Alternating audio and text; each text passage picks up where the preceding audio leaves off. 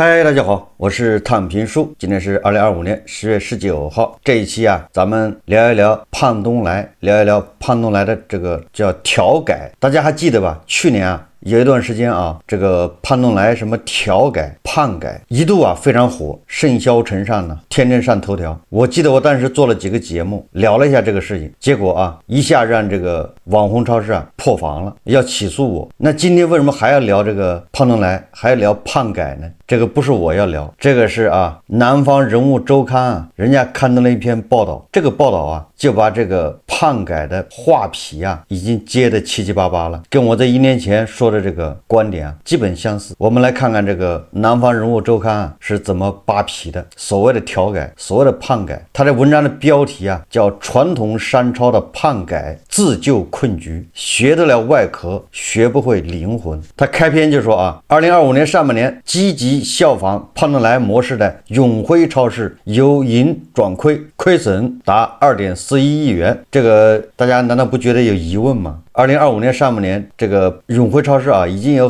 很多家已经调改完了。结果调改完之后，永辉超市居然由盈转亏。它本来2024年还是盈利的，2025年居然亏损了，开始给人的印象是你改的越多，亏的越多。专家指出，传统商超盲目模仿商品结构，而缺乏核心商品力、供应链能力及企业文化内涵，是胖改成效不彰的主因。传统商超转型之路远非模仿复制那般简单。实际上这个专家说了，只说了其一，没有说其二。因为网红超市的核心竞争力是什么，他们根本就不知道，他们纯粹就是叫盲目模仿。所以所谓的调改、爆改、胖改就是个笑话，东施效颦呐。我们看到文章怎么说的他说2025年9月26日，永辉超市因减持红旗连锁1360万股，在持股比例触及5%整数倍时未及时披露，受到监管警示，并被记入证券期货市场诚信档案数据库。这是该公司年内第2次因违规减持遭监管点名。基于减持上市公司股票套现补足现金流的背后，是不断承压的业绩。永辉超市2025年半年报显示，其上半年实现营业收入299.48亿元，同比下降20.7%，净亏损2.41亿元，上年同期净利润2.75亿元，同比由盈转亏。2024年上半年，永辉超市好歹还是盈利的，经过调改之后2025年上半年终于实现亏损。文章说近1年来，从地方超市到永辉、物美、华润万家、大润发等全国连锁超市都纷纷进行调改，胖东来是其主要的学习对象，这也是中国超市开启大规模主动自救的一年。调改前这个永辉超市门店数量从巅峰时期1440家缩减至600多家。永辉超市所面临的困境是整个传统商超行业经历大洗牌的现状，也是他们在电商、仓储会员制、社区折扣店等多重冲击下艰难寻找出路的缩影。这个文章报道他说名品优创这名创优品创始人叶国富入主永辉后大刀阔斧进行了变革，从山姆、盒马挖来高管，切换供应商，以加快公司改革转型的步伐。这个新入主永辉超市的叫叶国富他说胖东来模式是中国超市唯一的方向，并毫不动摇走品质零售的道路。在我看来这就是思想混乱了。你要学胖东来的话，你跑到山姆、盒马挖高管，那不是南辕北辙吗？可见这些你与其说他是在经营商超，你不如说他是在炒作，因为他搞不清楚这个网红超市和山姆、盒马的区别，这两个就完全不是在一个道上的，他两个都学，这叫左右互搏，自己最终搞一个叫水土不服四不像，啥都没学成，亏损是必然的。他这里面写了很多咱们就不一一介绍，咱们只介绍他这个胖改这些措施说首个胖改店永辉郑州兴旺广场店调改后首日销售额暴增近14倍，客流增长5.3倍。这些商超啊，就是他糊弄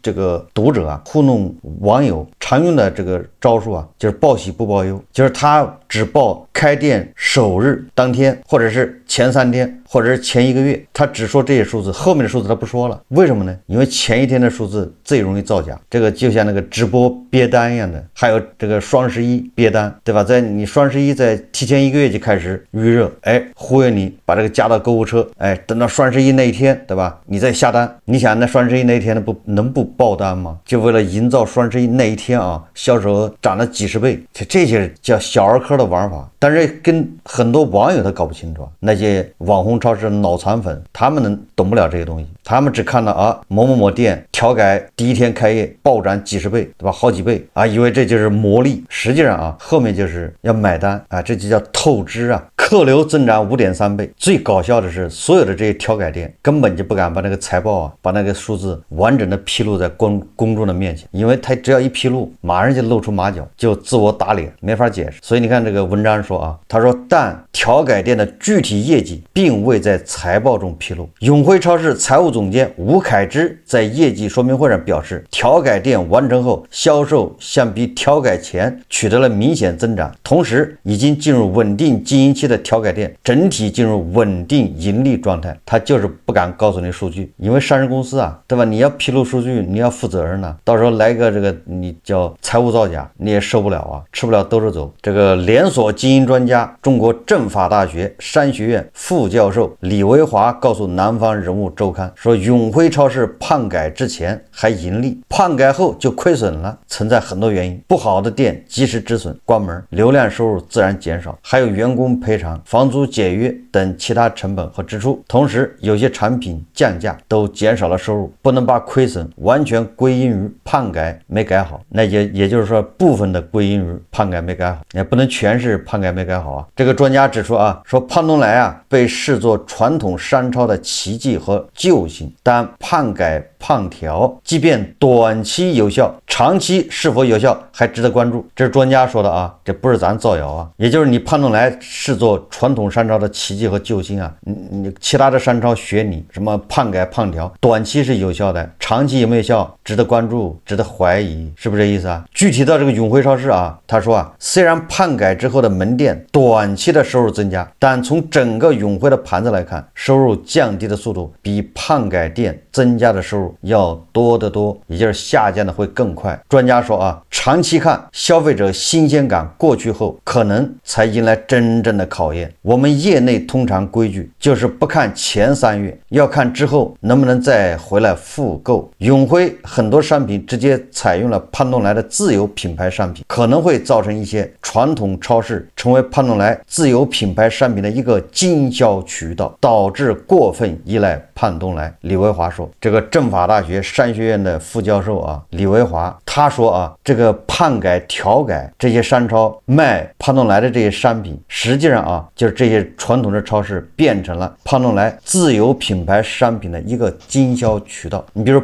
胖东来他卖啤酒，他自己的啤酒或者自己的油吧，对吧？他不是那个食用油吗？他去调改别的商超，那么那个商超就变成胖东来自有品牌的一个渠道，经销渠道。这个是啊专家李维华说的，不是我说的，不要告我。那大家想一想啊，别的商超是你的这个经销渠道，你不应该给人家钱吗？大家都知道啊，你如果是一个品牌方，你的东西要进超市的话，你要给超市堆头费、什么陈列费、各种费啊。搞个商超的人都懂这个。一个条码你要给条码费，也不管你的商品能不能卖得动啊，你只要进这个商场，你就得交钱。直播电商啊，你这商品要去的话，到人家直播室那个直播间，你要给坑位费。你这个东西不管卖得掉卖不掉，你要先到我这直播间，你现在交10万或者交5万，这叫坑位费。总之啊，商超里面有很多这种，你要想你的产品被人家超市卖，你把人家当个渠道，你就得给人家费用。结果这个对吧，胖东来说他是自费啊，他不花人家1分钱，都是我自己出钱帮人家调改，那可不吗？你把人家改成你的这个零售渠道了，你本来应该给人家钱的，对吧？然后他自己列了好多，对吧？我花了多少钱？这家超市我派了多少人去，改了多少天，花了多少钱？我还借给他多少钱？你借给人家钱进货的嘛，进你的货啊，是不是这个道理啊？那叫借钱呢，这账算的里外算的啊，这小精明。有人一针见血的指出了，他就破防了，要不然他不会对一个只有几万粉丝的博主要告，就因为你精准的说中了，叫精准命中啊，他就破防。那现在人家专家说了啊，专家已经说了，胖东来自有品牌的一个经销渠道，不是一个人这么说啊，还有专家说啊，叫百联咨询创始人庄帅指出，胖东来通过帮扶的方式，将自有品牌做成了独立品牌，完成了多渠道扩张，所以他自己宣称对外啊，什么我自己掏钱帮人调改，我花了多少钱，我觉得赶紧啊，你联系这个百联咨询啊，还有什么政法大学，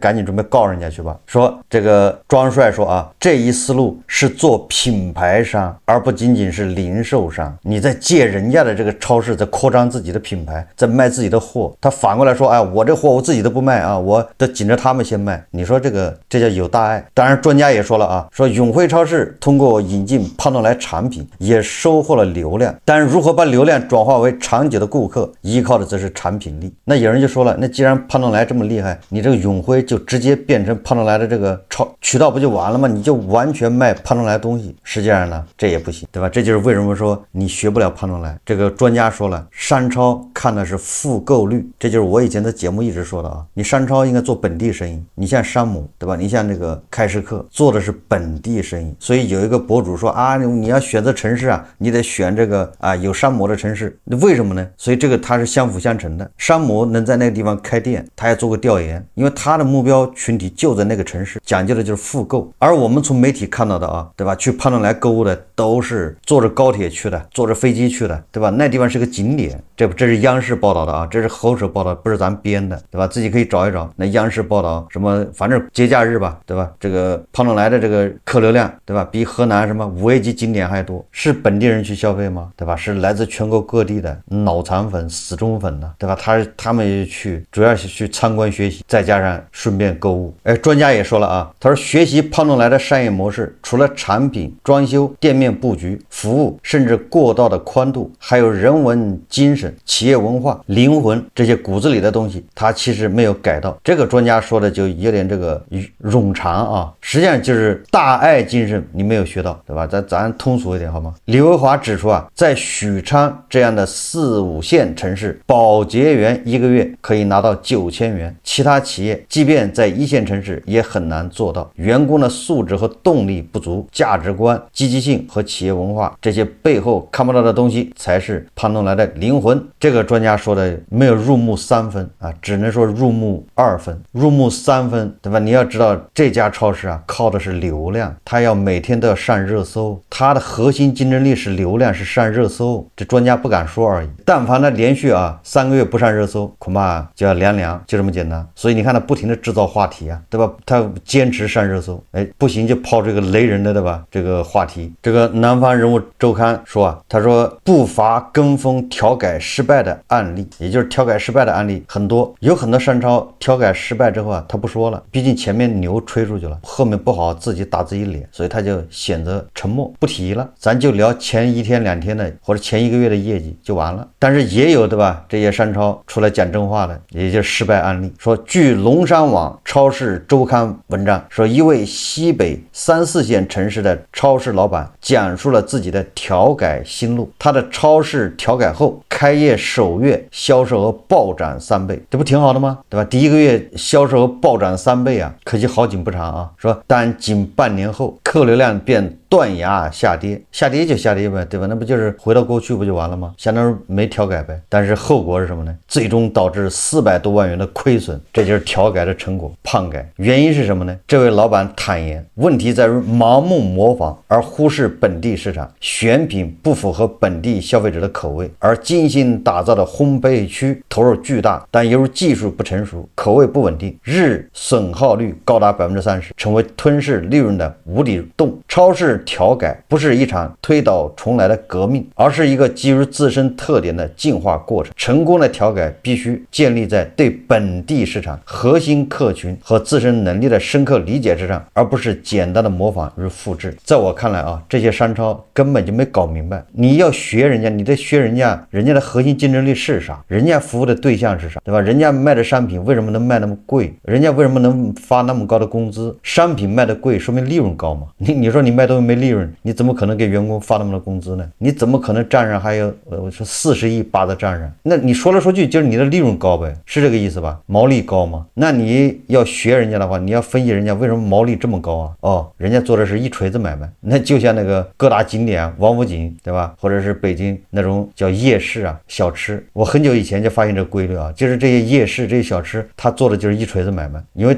大家都奔着他的名气去的，游客跑去啊，然后点那个什么油须羊肉串，又难吃又贵，你边吃边发誓说下次再也不来了。但是啊，下一次带着朋友来北京玩，难免还要去一趟，因为你朋友没去过，他没有上过这当，他非得去一趟，去完了也说啊，边吃边说下次再也不来了。没想到这么难吃，是不是有点类似啊？如果你是在做家门口生意的，做小区社区生意的，你敢卖这么贵？你敢做这么难吃吗？你马上就关门，都没人去。所以很多商超你是做本地生意的，你是做附近的几个社区生意的，你卖的贵，那人家就不去复购啊，对吧？你选的东西不符合当地口味，人家就不去啊。一个是景点模式，对吧？一个是做社区的，你这两个你怎么学啊？所以我说嘛，你这商超应该学山姆，学开市客，你学错了对象，那你调改你能改得成功吗？有些企业学胖东来可能只是模仿了一个外壳，有些则是蹭热度。企业的长期经营理念不是一两天能学来的，商品力的背后是长期商品经营和供应链积累，并不是开始学习就马上掌握这样进货渠道和提供商品的能力。这又是个专家了啊！中国人民大学商学院贸易经济系教授谢丽娟告诉南方人物周刊，他这个专家说的怎么说呢啊？是对的。但是问题是你把这个结论放在这儿是不合适的，为什么呢？就是这些商超一开始就错了，他就是学错对象。我刚才说了啊，你应该学山姆和开市客，你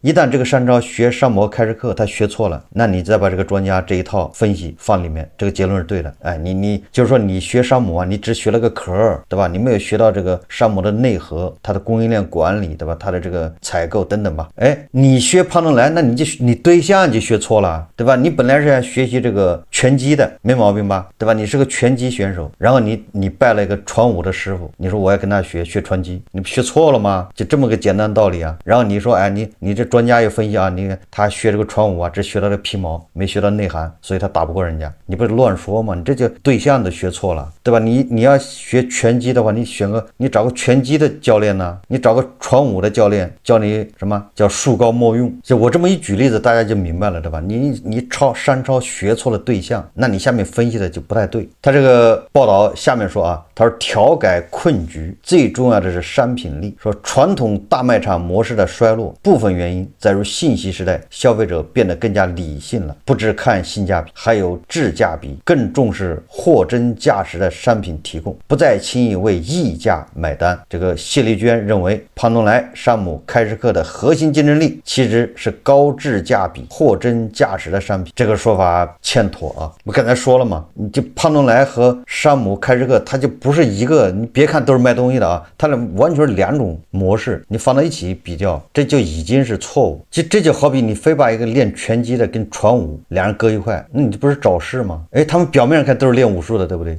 他完全不是一个路子啊，你没法放一块比啊。这个南方人物周刊他说啊，他说调改后的永辉超市，部分消费者认为更宽敞、更整齐，但更贵了。哎，这才是实情。你更贵了，你还怎么什么高质价比啊？对此，谢丽娟表示啊，如果是同款商品，现在对实体商店来讲压力较大，信息时代消费者很容易全网比价，价格上贵了一点，就会影响对价格敏感的消费者。目前很多超市在细分差异化上做得不够，导致在比价时过程中失去竞争优势。我觉得更多的消费者比价不是说我把你这个卖的蛋糕跟网上蛋糕比一下，不是这样子的。更多的消费者，比如说进入这个永辉的时候啊，他是感觉到和以前比，对吧？因为这个永辉超市我经常来啊，我是复购，对吧？我是本地生活啊，对吧？我一个月至少灌2次永辉，我说的是消费者啊，所以他经常来，他有印象。哎，这次你调改完了之后，我也来看看，对吧？看是不是调改好了。结果来一逛一买，发现比以前是贵，这是大家的一个总体印象。你说你哪个价格贵了多少，消费者也不一定能搭得上来，也不会有消费者说，哎，我看看你这啊，你这个对吧？你卖的是啤酒，你卖是4块钱一罐，我看看网上卖多少，对吧？所以说消费者对这个价格贵啊，它是一个整体的一个感受，它更多的现在是一种，对吧？是它没办法精细化，也没办法说准确化，它只是感觉贵了。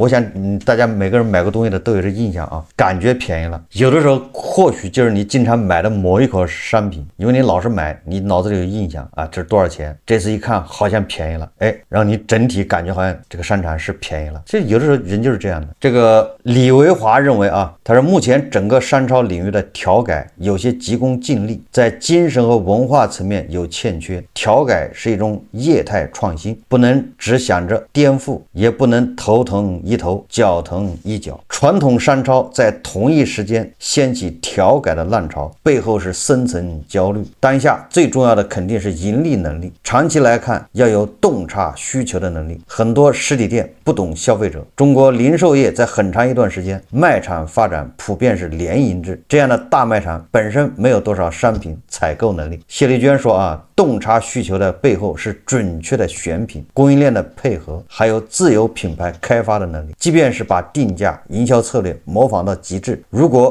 不能提供相同品质的商品，没有稳定的货源和供应链，很难长期发展。在市场发展调整的阵痛期，淘汰赛还将继续。商超不仅面临线上、电商的竞争，线下也面临各个垂直赛道的分割竞争。零食店、便利店、硬折扣社区店、山姆开市客仓储会员店对手增加，几乎每一个细分赛道都有强大的竞争者。短期来看，传统商超发展的困境仍难以扭转，未来则是更加残酷的竞争啊！我这个念的是南方人物周刊2025年10月17号12点发表在微信公众号上的一篇报道，所以不要告我啊，不要说对了又破防啊！有很多网友恐怕觉得奇怪啊，觉得你怎么啥都能谈呢？不好意思啊，你这商超我还真能谈一嘴。我以前一个创业项目就是做本地生活，实际上为了做本地生活，我开了有30多个连锁仓储，实际上有点像开市客，但是我是送货上门，我不是让别人来在我这店里买，我是真正的仓储。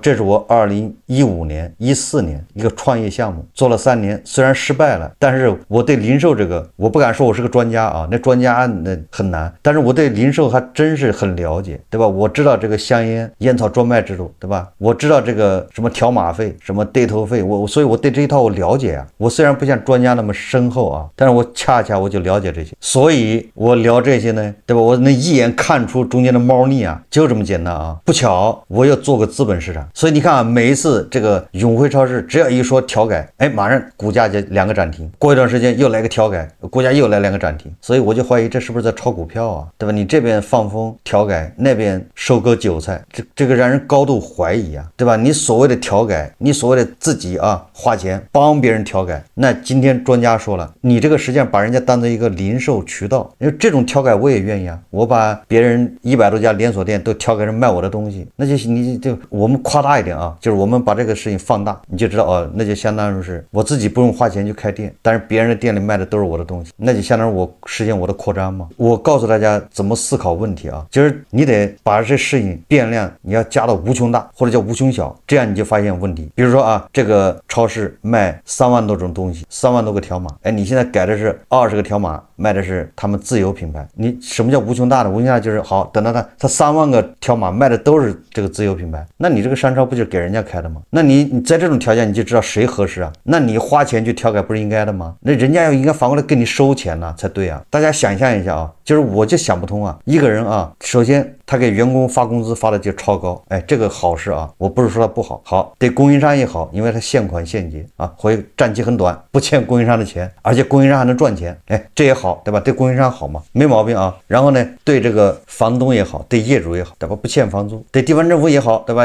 他按时交税，税还没少交，好事啊。然后呢，关键对消费者好，消费者觉得便宜，因为这专家说了吗？性价比，消费者觉得便宜啊。好了，那中间这钱是从哪儿出来？变出来的吗？完了，他账上还趴着40个亿，他这是个聚宝盆还是什么？这叫不可能三角或者不可能四角，就不可能这条链条的人都觉得合适，而且关键是消费者还觉得便宜。那有人说薄利多销，实际上他这个超市啊，他不是瞄准这个本地，你说新乡、许昌，你消费能力是多少啊？对吧？这个大家可以查到的啊，对吧？人均可支配收入是多少？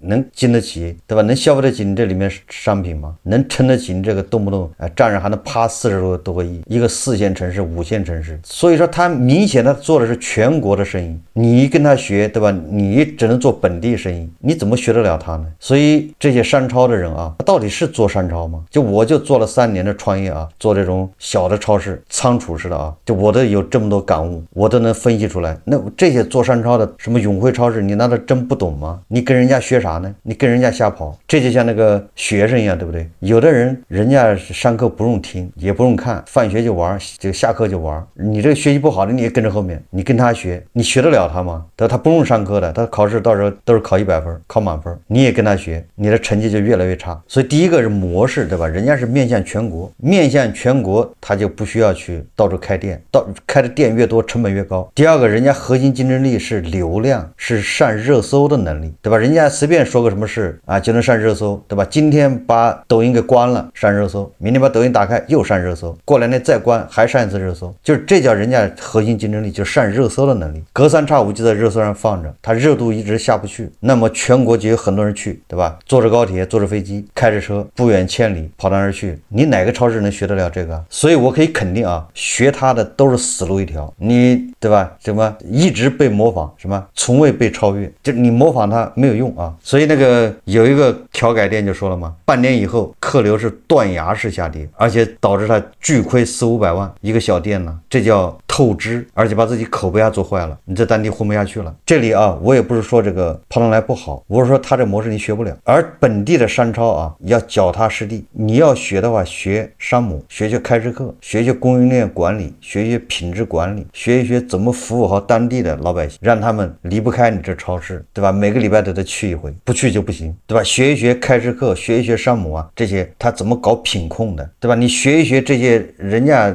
别人对你提点意见，对吧？别人把你说中了，你就要告人家。没有了批评声音，难道你就能活得更长吗？批评是为了让它更好。所以我认为啊，这些所谓的调改店都是学错了对象，最终会付出惨痛的代价。这一点啊，从他们犹抱琵琶半遮面的那个数据啊，对吧？遮掩的数据，实际上就已经可见一斑了。但凡他这个数字要好看，早就端出来了，对吧？这个有的超市啊，他胖改了2年了，咋就不敢把数字端出来呢？这2年到底怎么样？不过我最后再说一句啊，玩流量的最后一定会翻车在流量上面，会被反噬，对吧？做好心理准备吧。看看小米。好，这期节目啊，我们就聊到这里，感谢大家收看。如果喜欢我的节目，欢迎订阅转发，也可以在下方留言评论，谢谢大家。